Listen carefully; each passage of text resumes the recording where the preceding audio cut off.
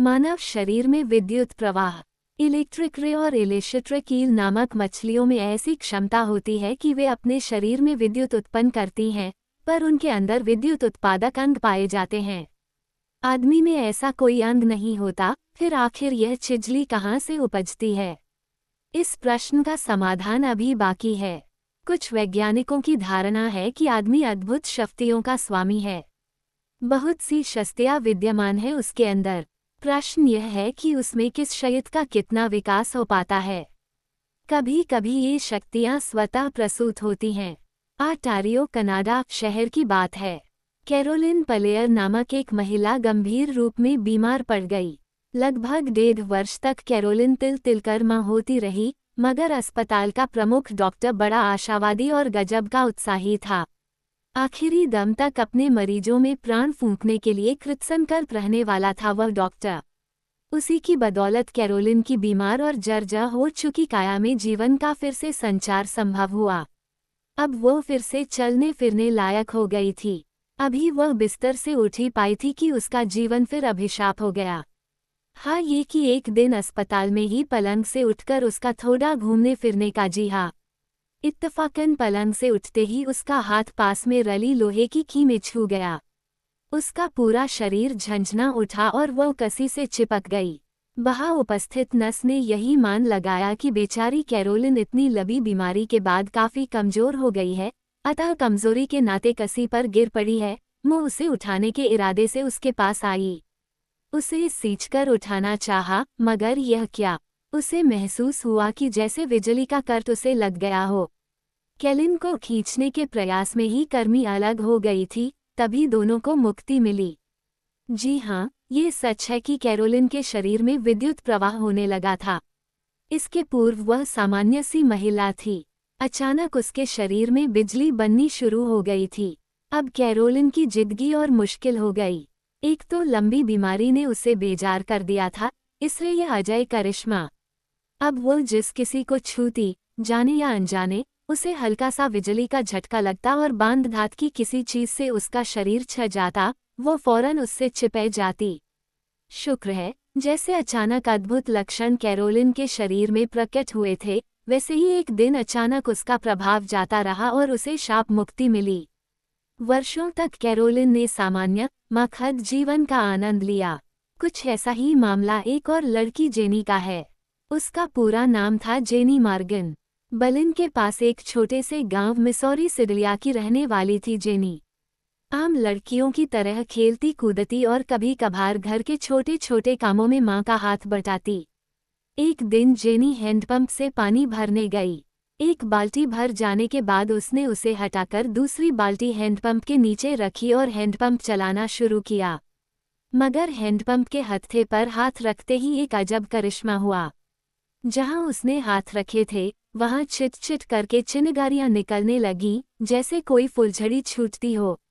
डर के मारे उसकी चीख निकल गई। चीख सुनकर उसके घर वाले भी दौड़े दौड़े आए। इस हादसे से वह इतनी डर गई थी कि घर वालों के पूछने पर उसके मुंह से एक शब्द भी नहीं निकल सका। उसकी मां ने दलार कर पछना चाहा, मगर ज्यों ही उसने जेनी के सिर पर हाथ रखा, उसे ऐसा लगा मानो बिजली का जोरदार झटका लगा हो। उसे समझते देर नहीं लगी कि जेनी इतनी भयभीत क्यों हो उठी है। फिर भी उसकी सहज बुद्धि में यह बात नहीं आ सकी कि माजरा क्या है। निदान स्वरूप डॉक्टरों को दिखाया गया। काफी जांच पड़ताल के बाद सभी ने एक स्वर से राय जाहिर की कि जेनी के शरीर में अचानक बिजली का प्रवाह चालू हो गया है। मगर क्यों कर ऐसा हुआ, ये रहस्य ही बना रहा। वहाँ के डॉक्टर इस गत्थी को सुलझा न सके। वहाँ के ही डॉक्टर क्या, सारी दुनिया में जहाँ भी आदमी के शरीर में बिजली बनने के लक्षण दृष्टिगोचर हुए हैं, कोई भी डॉक्टर या वैज्ञानिक इस गुत्थी को सुलझा नहीं सका है। यह अद्भुत लक्षण क्यों अचानक पैदा हो जाता है, कोई भी समस्या का सुलझाव न पेश कर सका। कुछ लोगों में ये लक्षण अचानक गायब भी हो जाते हैं और कुछ दुर्भाग्यशाली अभिशाप भरा जीवन काटकर तिल तिल करके मौत की आगोश में सो जाते हैं। न तो वे उन्मुक्त रूप से कहीं जा सकते हैं और न ही ठीक से खा पी पाते हैं। किसी के स्नेह भरे हाथ भी उनके लिए अलभ्य हो उठते हैं। जेनी के साथ भी ऐसा हुआ। वो जिस किसी को छूती उसे बिजली का हल्का सा करंट लगता। खाना खाने तक में उसे परेशानी उठानी पड़ी। धातु की प्लेट अथवा अन्य चीजें यथा चम्मच, गिलास आदि तक को वो छू नहीं सकती थी। हर बार वही परेशानी। उसकी माँ या अन्य कोई उसे दलार नहीं सकता था। नन्ही जेनी का जीवन सचमुच एक छोटी सी कोठरी में कैद हो गया। उसके इलाज में भी डॉक्टरों को परेशानी होती थी। डॉक्टरों और प्रख्यात वैज्ञानिकों ने जेनी के शरीर में प्रवाहित हो रही बिजली को कंट्रोल करने की हर संभव कोशिश की, पर ऐसा कुछ भी नहीं हो सका और वह एक लंबे अरसे तक शापग्रस्त रही। सौभाग्यशालिनी थी जेनी मॉर्गन की सहयोग से एक दिन ये लक्षण एकदम से लुप्त हो गया और फिर उसकी जीवनचर्या सामान्य हो गई। अब वो बच्ची अपने माँ बाप के गले में बाहें डाल सकती थी। माँ बाप और भाई बहनों का स्नेह उसके लिए सहज हो चला था। हम उन दोस्तों के साथ बेफिक्री से वह खेल सकती थी और स्वच्छंद रूप से खा पी सकती थी। इस मामले में कैरोलिन और जेनी दोनों सौभाग्यशालिनी थीं कि एक छोटी सी अवधि तक अभिशाप में जीवन जीने के बाद उन्हें हमेशा के लिए इससे मुक्ति मिल गई।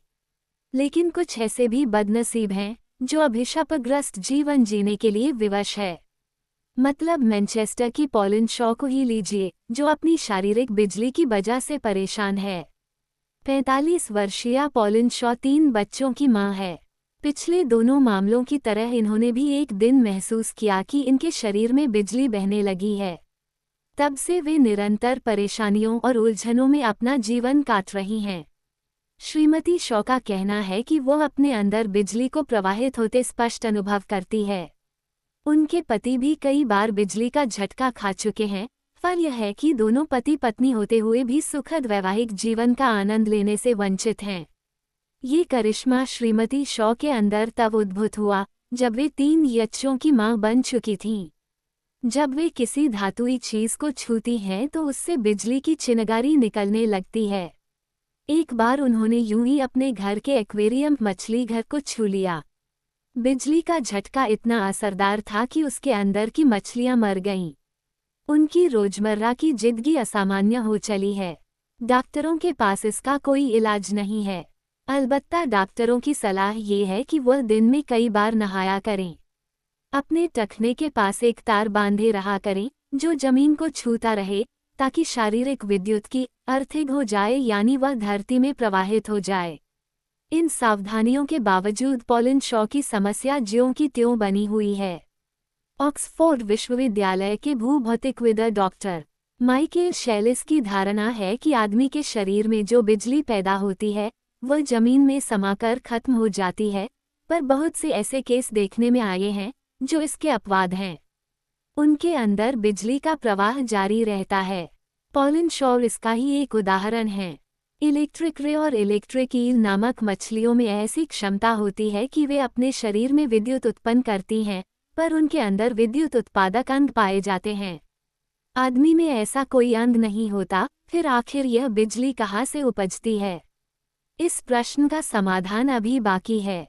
कुछ वैज्ञानिकों की धारणा है कि आदमी अद्भुत शक्तियों का स्वामी है। बहुत सी शक्तियां विद्यमान हैं उसके अंदर। प्रश्न यह है कि उसमें किस शक्ति का कितना विकास हो पाता है। कभी कभी ये शक्तियां स्वतः प्रसूत होती है। मेस्मेरिज्म के जनक डॉक्टर मैसर का कहना है कि अज्ञात नक्षत्रों से तरल चुंबकीय पदार्थ इस धरती पर आता है और हम सभी उससे प्रभावित होते हैं। इसका संतुलन असामान्य हो जाने पर कई शारीरिक और मानसिक व्याधियां उत्पन्न होती हैं। आदमी के अंदर मौजूद बिजली की अपनी मान्यता के आधार पर ही उन्होंने इलाज करना शुरू किया। इससे पहले वह लौह चुंबक को अपने शरीर की विद्युत से प्रभावित करते थे, फिर उस चुंबक को रोगी के शरीर से स्पर्श कराकर उसका इलाज करते थे। आज चुंबक चिकित्सा मैग्नेटोथेरेपी एक चिकित्सा पांथ के रूप में स्वीकृत हो चुकी है। एक और तरह से देखें तो चुंबक और बिजली का आपसी गहरा रिश्ता है। चुंबक के चारों ओर विद्युत क्षेत्र स्वयं उत्पन्न हो जाता है।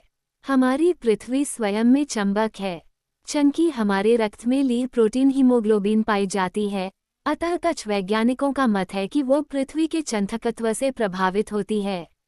शायद इसी से मानव शरीर में बिजली पैदा होती है। लेकिन प्रश्न फिर भी अनुत्तरित रह जाता है, आखिर सभी के शरीर में बिजली क्यों? नहीं बनती। तमाम खोजबीन के बावजूद भी वैज्ञानिक किसी ठोस निष्कर्ष पर नहीं पहुंच सके हैं। इस दिशा में अनुसंधान जारी हैं।